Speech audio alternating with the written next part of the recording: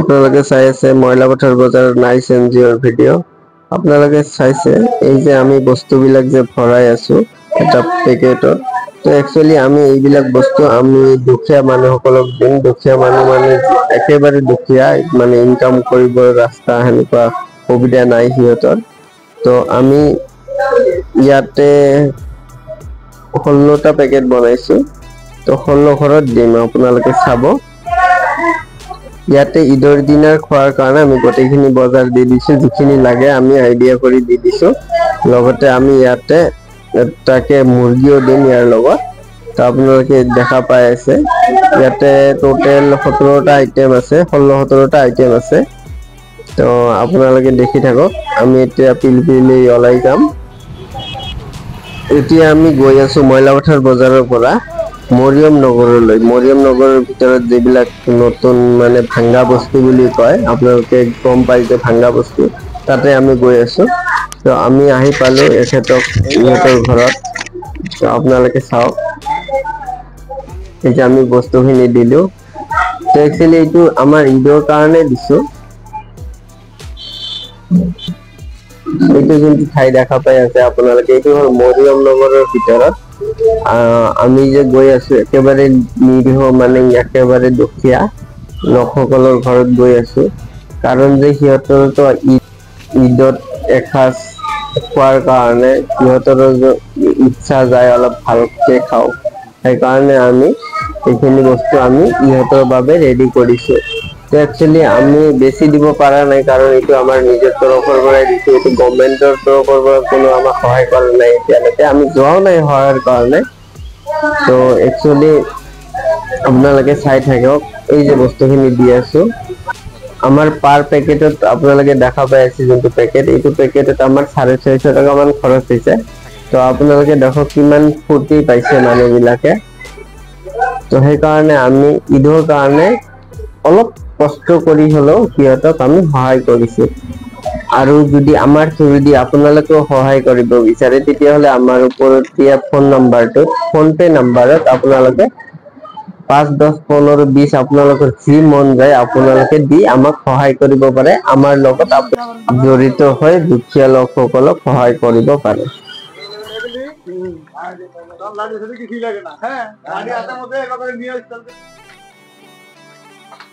ভালে আছেন না?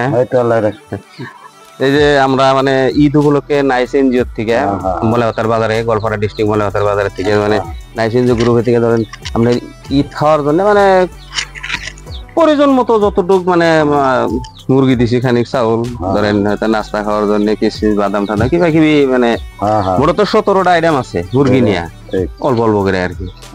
আপনি গ্রহণ করছেন তো ইনশাআল্লাহ? দোয়া রাখেন নাকি?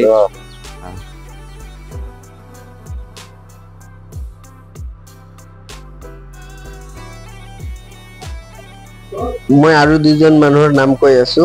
সেই দুজনৰ নাম হ'ল, এজনৰ নাম হ'ল বিল্লাল হুছেইন আৰু এজনৰ নাম হ'ল নুৰ আলী। এই দুজন লোকে আমাক ফোন পে নম্বৰত সহায় কৰিছে, আৰু মই সিহঁতক ধন্যবাদ জনাইছো, আৰু আমাৰ গ্ৰুপৰ তৰফৰ পৰাও ধন্যবাদ জনাইছো। আৰু আল্লাহৰ ওচৰত দোৱা কৰো সেই দুজন লোকক যাতে আল্লাহ আৰু বেছি বেছিকে বৰকত দিয়ে, যাতে দুখীয়া মানুহক সহায় কৰিব পাৰে।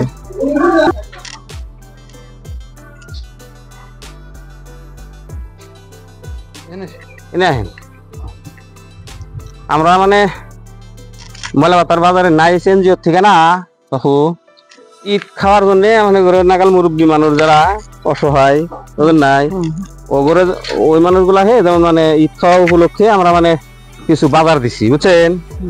মুরগি, চাউল খানিক, হয়তো নাস্তা খাওয়ার জন্য কিশমিশ, বাদাম টাদাম, সেমাই টেমাই, আদা রসুন পেঁয়াজ, মানে কিবা কিবি দিছি আর কি। আর একদিন আনে রাইছিলেন তুই? হ্যাঁ, করেন নাকি?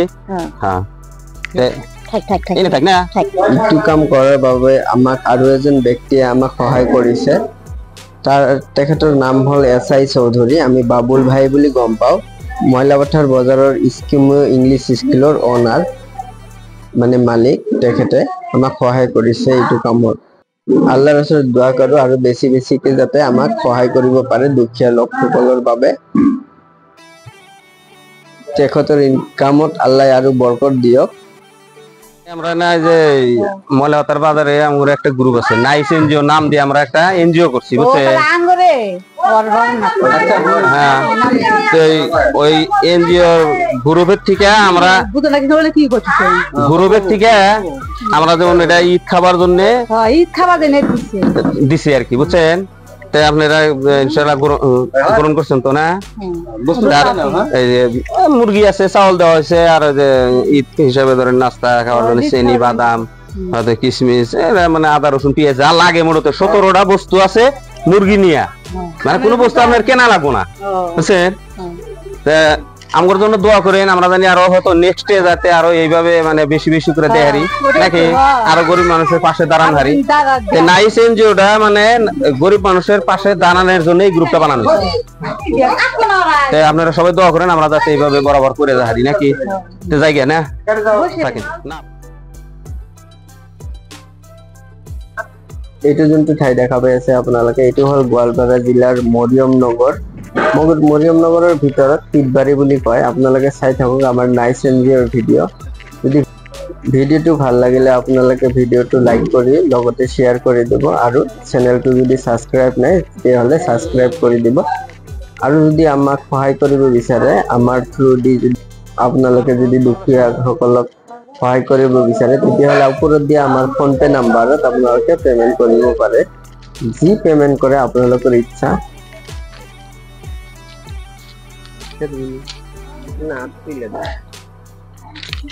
আমরা যে ময়লাপাতার বাজারে যে দোকানদার গুলো আছি না, দোকানদাররা 21 জন দোকানদার মিলে আমরা নাইস এনজিওর নাম দিয়ে একটা গ্রুপ বানাইছি বুঝছাও।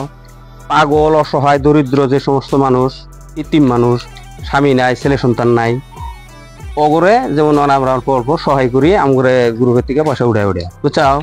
তখন থেকে তোমার ঈদ খাওয়া বাবদে একটা করে মুরগি, খানিক চাউল, আর তোমার এই যে নাস্তা খাওয়া নিয়ে সেমাই টেমাই মানে কিবা কিবি আদা, রসুন, পেঁয়াজ কিবা কিবি দেওয়া হয়েছে ঈদ খাইবেন নিয়ে। তুমি গ্রহণ করো আর কি। তার থাও না থাও এই গ্রুপের কোলাহান যেটি আছে এগোর জন্য দোয়া করো বুঝছা। আমাক ফোনপেত সহায় কৰা লগবিলাকৰ নাম মই নেক্সট ভিডিঅ'ত আৰু জনাই দিম। যি 2-3জন মানুহ আমাক সহায় কৰিছে মই ইয়াতে নামবিলাক উল্লেখ কৰি দিছো।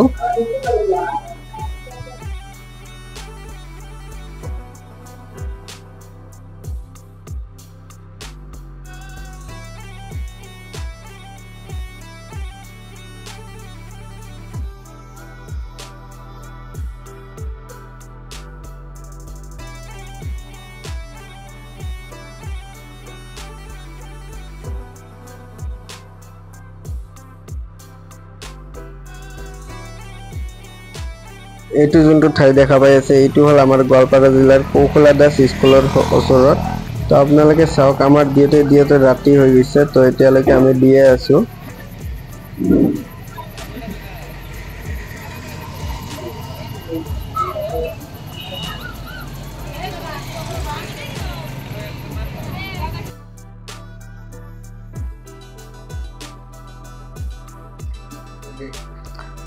গোৱালপাৰা জিলাৰ নাইস এনজিঅ'ৰ তৰফৰ পৰা পবিত্ৰ ৰমজান মাহত ঈদ উপলক্ষে আমি এসাঁজ খোৱাৰ বাবে মানে যোগান ধৰিছোঁ, আহাৰ যোগান ধৰিছোঁ। এইসমূহ তাৰমানে আমাৰ নাইস এনজিঅ'ৰ তৰফৰ পৰা যিখিনি আমাৰ মানে খোৱাৰ যোগান ধৰিছে তেওঁলোকক মানে অশেষ ধন্যবাদ জনোৱাৰ বাবে আপোনালোকৰ ওচৰত চিৰকৃতজ্ঞ হ'লোঁ।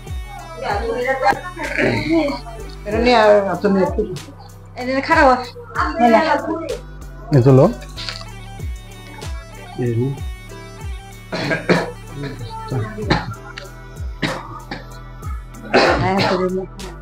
দোয়া কৰিব যাতে আমি আমাৰ নাইস এনজিঅ'ৰ তৰফতে সহযোগ কৰিব পাৰোঁ ভৱিষ্যতে।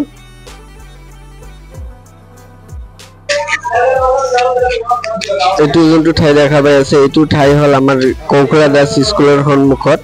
মানুহজন পেৰালাইজ হৈ পৰি আছে এইখন ঘৰত, মানে ইয়াতে বেলেগৰ ঘৰত থাকে।